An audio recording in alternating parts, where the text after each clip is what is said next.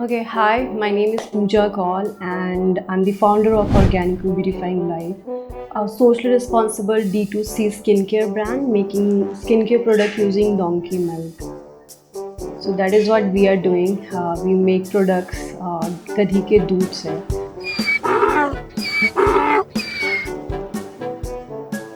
आपने एकदम सही सुना है।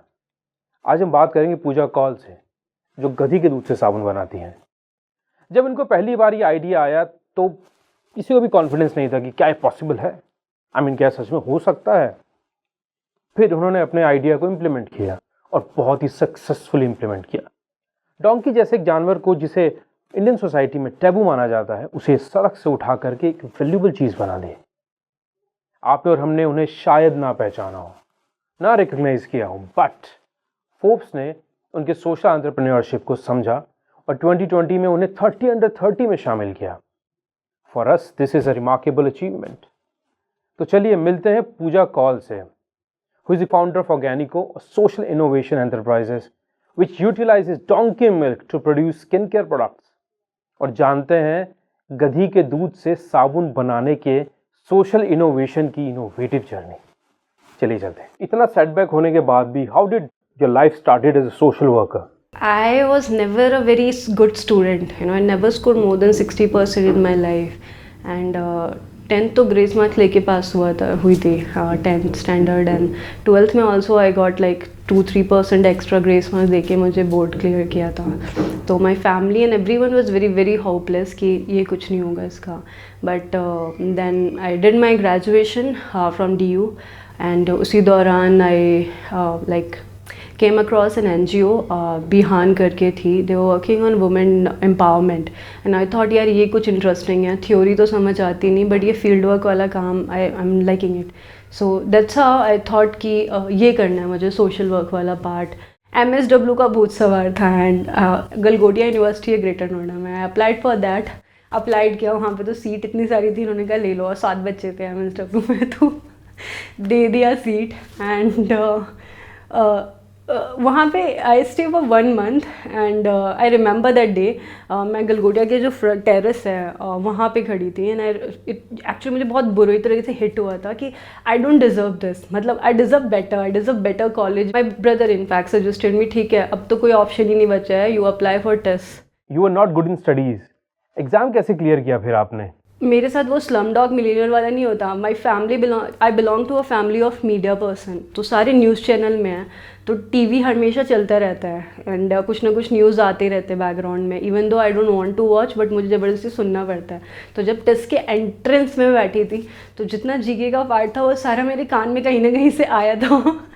एंड आई लाइक मैंने टिक करते गए एंड नेट क्लियर हो गया था. Then they called for interview. It was good. गधी के दूध यानी कि डोंकी मिल्क, इसका आइडिया कैसे आया? In my course is a component कि जो भी स्टूडेंट है everyone has to do a pilot project. Pilot project is basically a testing business project of 3 month, 3rd semester pass होने का. एंड मैं सबसे एंड में मैं ही बची थी जिसके पास कोई प्रोजेक्ट नहीं था.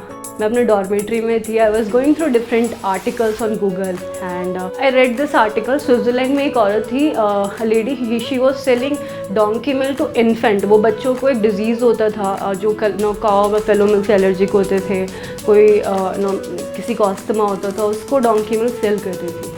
एंड पता नहीं क्या, बस ऐसे ही वे में ऐसे ओके ठीक है ये थोड़ा इनोवेटिव है एंड बहुत डिफरेंट है, मैं इसको जाके पिच करूँगी. And trust me I was very clueless कि मुझे डोंकीज कहाँ मिलेंगे. डोंकी मिल्क तो इंडिया में किसी ने तब निकाला भी नहीं था 2017 में. मतलब किसी ने सोचा तक नहीं था कि डोंकी दूध दे सकती है. What was the reaction of people over there? Everyone was laughing. Even my professor के पागल है, इससे भी होना कुछ भी बोल रही है. एंड बट ठीक है, मुझे जब उन्होंने बोला ना कि नहीं this is something very weird, ये थोड़ा टैबू क्रिएट करेगा एंड ऑल, तो मेरे साथ वो वाला प्रॉब्लम था कि अब मना किया ना, अब तो मुझे करना यही है. तो फिर ये जो डोंकी मिल्क से डोंकी मिल्क सोप का आइडिया कैसा है? So my plan A was to sell donkey milk, not to create skin care product. मुझे बस डोंकी मिल्क को लोगों को बेचना था पीने के लिए. During my internship I realise that nobody going to consume it internally. Taboo है, गाली के तौर पे हम डोंकी को कंसीडर करते हैं. एंड गाली से रिलेटेड कोई चीज़ हमारे इंडिया में बोला जाए कि आप पी लो, definitely going to be a difficult child task. तो I thought why not just convert this into something external जो लोग लगा सके. But why only soap? कुछ और भी तो बना सकती थी आप, शैम्पू बना सकती थी, कंडीशनर बना सकती थी, बहुत कुछ है बनाने के लिए. मुझे PCOD वो हुआ था, पता चला था. तब से कोई भी प्रोडक्ट सूट नहीं करता था. And my mom suggested me, ठीक है हैंडमेड सोप्स अच्छे होते हैं वो ट्राई करो. एंड तब से मुझे चस्का लग गया था. I use to do DIY of handmade soaps अपने लिए. एंड तो जब मेरा दूध बेचने का प्लान कैंसिल हुआ, देन आई थॉट कि ठीक है अब प्लान B पे आते हैं. देन डिसाइडेड कि मेरा प्लान B जो होगा वो हैंडमेड प्रोडक्ट्स में होगा, जो ब्यूटी और स्किन केयर से रिलेटेड होगा. तो सोप ऑलरेडी मुझे बनाना आता था बहुत टाइम से. एंड बट डेफिनेटली जब आई डिसाइडेड कि मुझे इसको पायलट प्रोजेक्ट करना है, तो अपने हॉबी को तो मैं मार्केट में नहीं लेके जा सकती थी. पहला गधा, द कम्युनिटी ऑफ डोंकीज, ये कहाँ मिले आपको? बट ये कहते हैं ना कि if you really want to do something, वो अपने आप आपको चीज़ें मिल जाएंगी. तो मेरे सारे जो क्लासमेट थे सब लोग अपने पायलट प्रोजेक्ट के लिए होम टाउन चले गए थे. मैं अकेले कैंपस में थी बिल्कुल. And I was bored and decided कि ठीक है अब मैं थोड़ा सोलापुर घूम के आती हूँ. मैं वहाँ से जा रही थी बस में से, बिल्कुल सुनसान रास्ता था, कुछ भी नहीं होता बिकॉज खेत है वहाँ पे, फार्म्स एरिया. एंड वहाँ पे कुछ एक बंदा दिखा मुझे जो 15-20 डोंकीज अपने साथ लेके जा रहा था.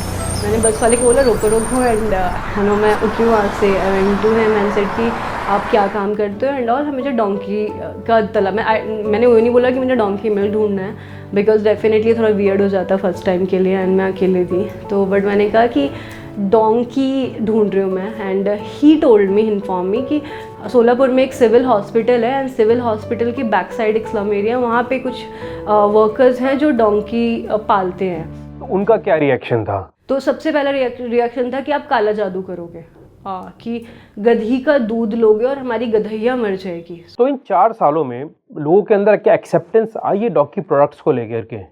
एक्सेप्टेंस आ रही है मार्केट के अंदर. आई टोटली एग्री, बिकॉज मैं खुद मार्केट में रह के इस चीज़ को देख रही हूँ. लोगों को एक्सेप्टेंस देखा है मैंने 4 साल में. जो चीज़ काला जादू थी वो चीज़ आज उनका स्किन केयर रेमेडी बन गई है. तो मैंने वो खुद उस ट्रांजैक्शन पीरियड को देखा है.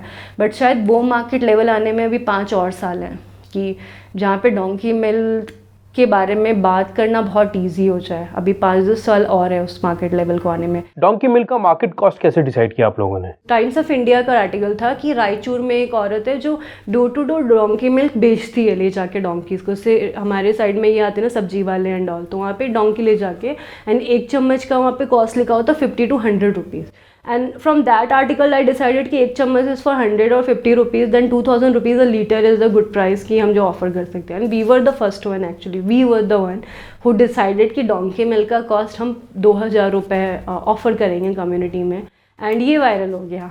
इतनी मेहनत, एक प्रोडक्ट जिसका कोई फ्यूचर का अता पता भी नहीं है, जिसकी एक्सेप्टेंस का कोई पास्ट भी नहीं है. इंडियन माइंडसेट में एक टेबू है, वो अलग. तो क्यों अपनी लाइफ को लेकर के इतना बड़ा स्टेक लिया आपने? मैंने बताया ना, आई सेड कि मुझे अपनी स्टोरी लिखनी है. बस मेरे दिमाग में बचपन से कहीं ना कहीं ये चीज़ थी, बिकॉज मैंने अपनी फैमिली में देखा था लोगों की स्टोरी कवर करते हुए. तो मुझे ये था कि एक दिन कोई मेरी स्टोरी कवर कर रहा होगा. स्टार्टअप का आइडिया कैसे आया? मुझे पता नहीं था एग्जैक्टली व्हाट स्टार्टअप इज़, बस पढ़ा था कि स्टार्टअप जैसा कुछ हो रहा है, मतलब बिजनेस है. एंड देन उसी साल I think 2015-14, I don't remember exactly, but TVF pictures I थी जो एंटरप्रेन्योरशिप के ऊपर थी. एंड वो देखा था यूट्यूब पे मैंने, एंड वो इतना बढ़िया लगा. And it was like very fascinating. So what is the difference between entrepreneurship and social entrepreneurship? I guess both the businesses are for profit, right. हम लोग बेसिकली रिले नहीं करते हैं किसी और सोर्स ऑफ फंड के लिए, अपने आप को सस्टेन करने के लिए. The only difference is that एक entrepreneurship is all about making profit, company को बढ़ाना, स्केलेबिलिटी पे फोकस करना. And social entrepreneurship is about obviously making profit, but the same time community development पे फोकस करना. हमारा मोटिव ये होता है कि हम स्केल भी करेंगे, कंपनी को स्केल भी करेंगे, एट द सेम टाइम हम कम्युनिटी को भी स्केल करेंगे, हम साथ लेके चलेंगे.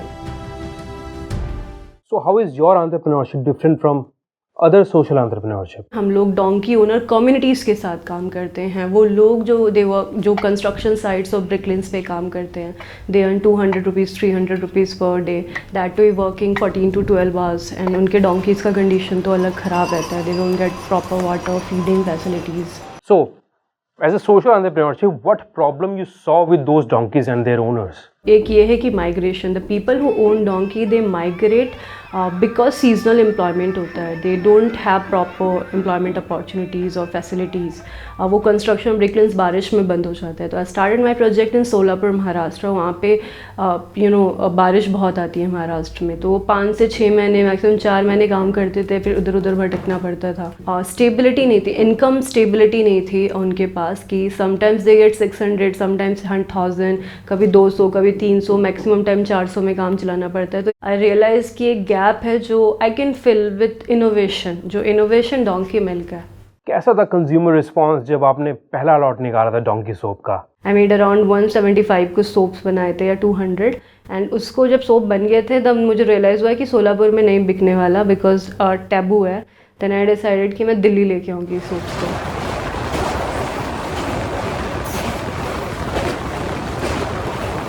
And I think 165 soaps I sold, went back to my college, final presentation दिया, and जहाँ तक मुझे याद है मुझे सबसे कम मार्क्स मिले थे प्रेजेंटेशन में भी, बिकॉज उनको ये लगा था ये पॉसिबल नहीं है। ठीक है, as a hobby project you can do, but reality में इसको करना इज नॉट पॉसिबल। दिल्ली वापस आके क्या किया आपने फिर? Because of the peer pressure and family का प्रेशर, आई डिसाइडेड कि जो जॉब हाथ में मिले placement, I will join.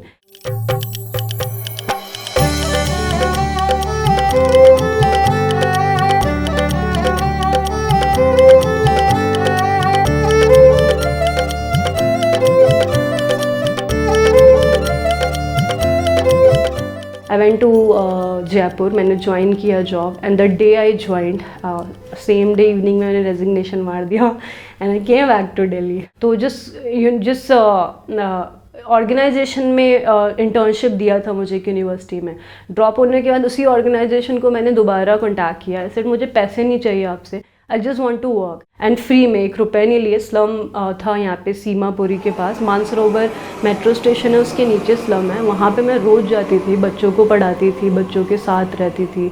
My family was against, because time Nirbhaya वाला वो हुआ था, तो they were very scared and concern कि स्लम्स में क्यों जा रही है, और लड़की होना है। वी हैव लिमिटेशंस दिल्ली के अंदर, पूरे इंडिया में ही है, इनफैक्ट बट दिल्ली में ज़्यादा है। यहाँ भी गधा या गधी ढूंढने की कोशिश की होगी, आई एम श्योर। कितना आसान या फिर मुश्किल था ढूंढना? 20 साल तो मुझे दिल्ली में हो गया, आज तक एक गधा नहीं देखा था, गधी तो दूर की बात थी। एंड वो एक बड़ा चैलेंज आ गया कि अब दिल्ली में कहाँ से प्रोजेक्ट करें। एंड ये अच्छी चीज़ हुई थी कि जो कम्युनिटीज़ के साथ मैं स्लम में काम करती थी, मैं उनके पास वापस गई, एंड आई टोल्ड देम कि मैं गधा गधी ढूंढ रही हूँ यहाँ पे, आप मुझे हेल्प करें। एंड मैंने कुछ अच्छे फ्रेंड्स बना लिए थे वहाँ पे कम्युनिटीज़ में काम करते करते स्लम में, and they help me to find donkey owners. You seems to be a perfect example of a strong female character, which is still rare in our society at large. सच बताना, women discrimination महसूस किया है कि नहीं किया है? Recently I faced one of the incident जहाँ पे टीम में मैंने किसी को लिया, एंड विद द होप कि शायद ऑर्गेनाइजेशन को बढ़ाने में हेल्प करेगा, एंड फाइनली उनको बाद में लगा कि लड़की ये दबा सकते हैं, उनको क्या पता। एंड एक ये भी सोच होती है, बहुत ही छोटी सोच है कि लड़की है तो शायद बिजनेस चलाना नहीं आता होगा। इवन कॉलेज में I faced a lot of discrimination, क्योंकि प्रोजेक्ट ऐसा था कि किसी को 0% लग रहा था कि सक्सेस होगा। मतलब एक ऐसी चीज़ की कंट्री में आइडेंटिटी क्रिएट करना, कंट्री भी छोड़ो सोसाइटी में आइडेंटिटी क्रिएट करना इज़ वेरी वेरी डिफ़िकल्ट, जिसकी आइडेंटिटी अपने आप में ना हो।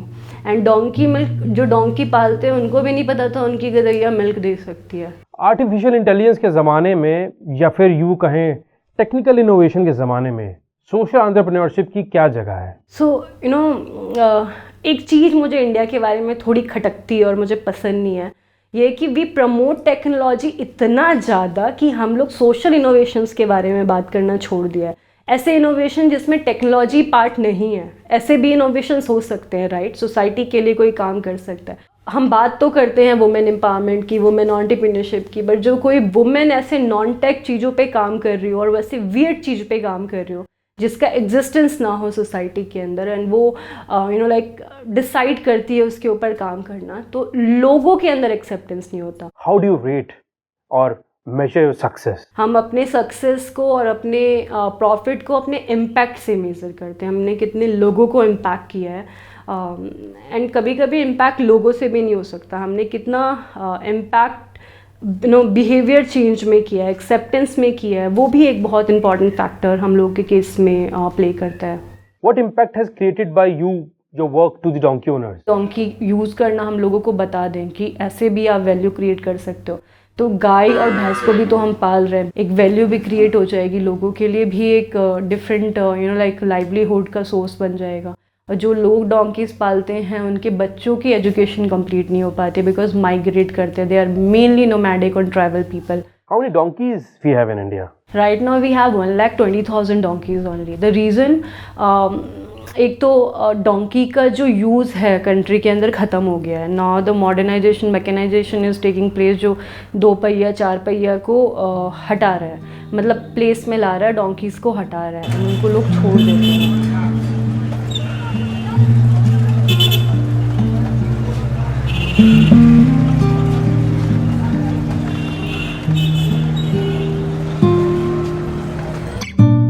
दूसरा ये कि डोंकी का जो स्किन है, स्किन ट्रेडिंग हो रहा है। चाइना एक मेडिसिन बनाती है इजायो करके, कुछ स्किन को बॉईल करके वो एक्सट्रैक्ट करती है, उससे उसको मेडिसिन में डालती है, जो बहुत सारे मेडिकल यूज़ के लिए, बोटॉक्स हो गया, एंटी एजिंग एंड पावर बढ़ाने के लिए डिफरेंट मेडिसिन में यूज़ करती हैं वो।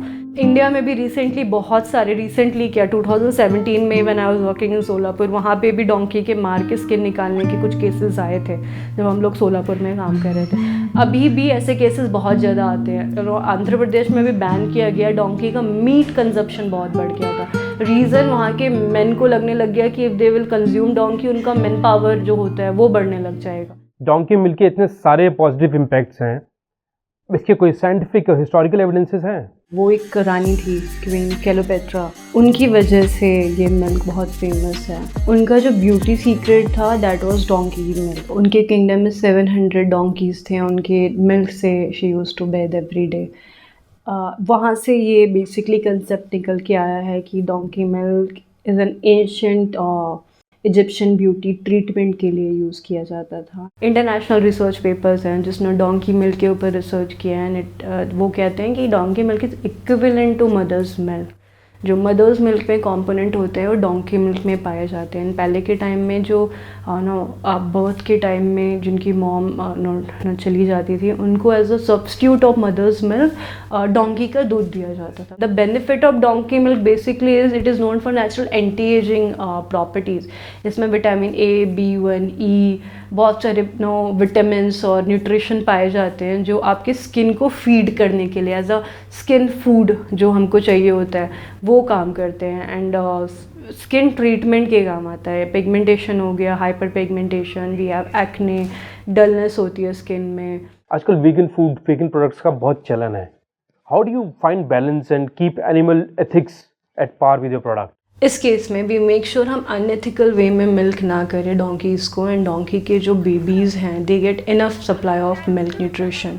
सो हमने एक पैरामीटर सेट कर रखा है, वी टेक ओनली लाइक 750 और 850 ml of milk per donkey, and we milk donkeys every alternative days. Post your social entrepreneurship in donkey products, have you achieved your social impact to some level? एक चीज़ अब हमने देखा है, जो donkey milk का market create हो रहा है, तो लोग अब डोंकीज़ को शेल्टर दे रहे हैं, अपने घर में ही रखते हैं, छोड़ते नहीं हैं, बिकॉज उनके लाइक इनकम का एक ज़रिया बन गया है उनके लिए वो। And they provide proper feeding, क्योंकि अगर खाना नहीं देंगे मिल्क नहीं देगा, मिल्क नहीं आएगा तुमको पैसा नहीं मिलेगा। तो एक खाने के लिए खाना प्रोवाइड कर रहे हैं, अच्छा क्लीन वाटर दे रहे हैं। एक ने तो कम्युनिटी में पंखा लगा रखा था डोंकी के लिए, तो ये बहुत कम देखने को मिलता है। And we feel very good when we see ऐसे चेंजेस सोसाइटी के अंदर कि डोंकीज़ को एक मिल रहा है एक आइडेंटिटी।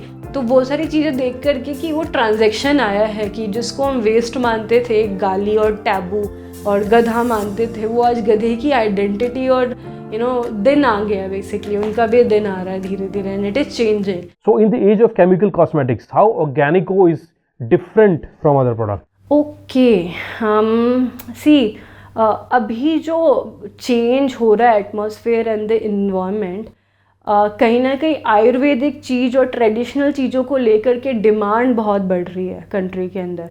और जो कि एलोपैथी हो गया या केमिकल रिलेटेड प्रोडक्ट्स हो गए या मेडिसिन हो गया, उसमें डिमांड का थोड़ा अभी भी पीपल आर यूजिंग, बट हाँ they are bending towards organic.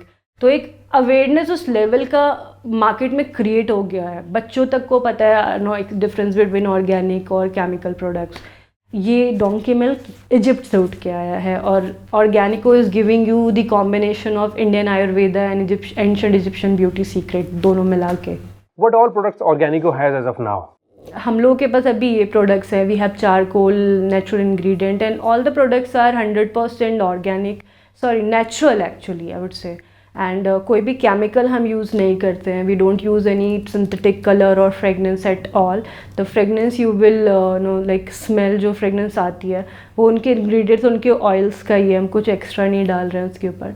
How things have changed for Organico in last 4 years? चीज़ें ड्रास्टिकली चेंज हुई है हमारे साथ, एंड अभी तो we can not imagine to quit. Like हाँ, मुझे पता है, मेरी टीम को पता है कि ग्रोथ अब है इसके अंदर, एंड एक्सेप्टेंस भी है. The sale, the acceptance, community, everything हम लोगों ने जो फेस किया है, all the ups and downs, right, कि एक चांस तो देना है. एवरी ईयर वी थिंक कि एक चांस तो देना है, and we are seeing growth every chance पे.